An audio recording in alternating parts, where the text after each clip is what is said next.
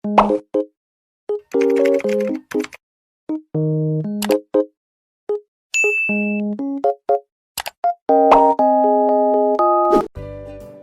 everyone!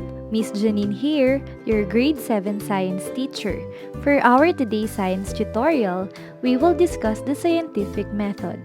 Are you ready to learn with me? Let's start! All individuals encounter problems and struggles. It may be on workplace, school, or even at home. Different people approach these problems in different ways and solve these using different methods. However, when a given problem is solved logically with a systematic set of procedures, the method of solving the problem is said to be scientific. Scientific method is a process or a series of steps that allows a person to arrive at a tested and proven answer. There are 7 steps in scientific method that the researchers follow. This starts with the observation. To ask an important question that may improve our understanding of the world, a person must first observe natural phenomena by using our senses, such as sense of touch, smell, taste, hearing, and sight. Once we are done observing, we now define a useful question about it. The second step in scientific method is the statement of the problem. Next step is research. A person should do a background research to learn what is already known about the topic. In doing this, books, magazines, journals, and internet can be useful.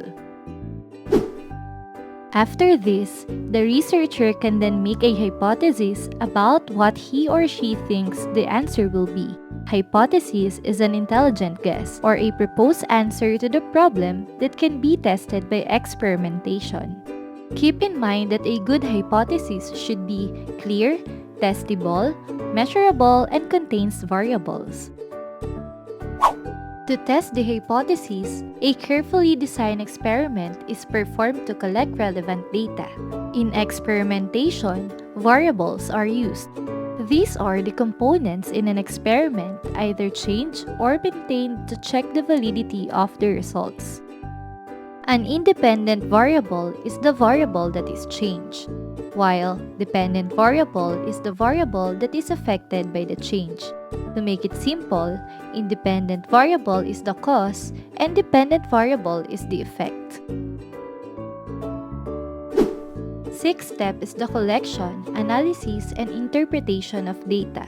The set of data based on the experimentation is analyzed and conclusion or result is drawn. The conclusion either confirms or rejects the hypothesis. The last step in scientific method is stating the conclusion. It is very important for a researcher to share the result to encourage more connection and collaboration between researchers, which can result in important new findings within the field. That's it! Let's have a quick recap. In this video, we've discussed how to use the 7 steps in scientific method, which are the observation, statement of the problem, research, formulation of hypothesis, experimentation, collection, analysis, and interpretation of data, and stating the conclusion. That's the end of our science tutorial. I hope that you've learned a lot and see you soon. Thank you for watching!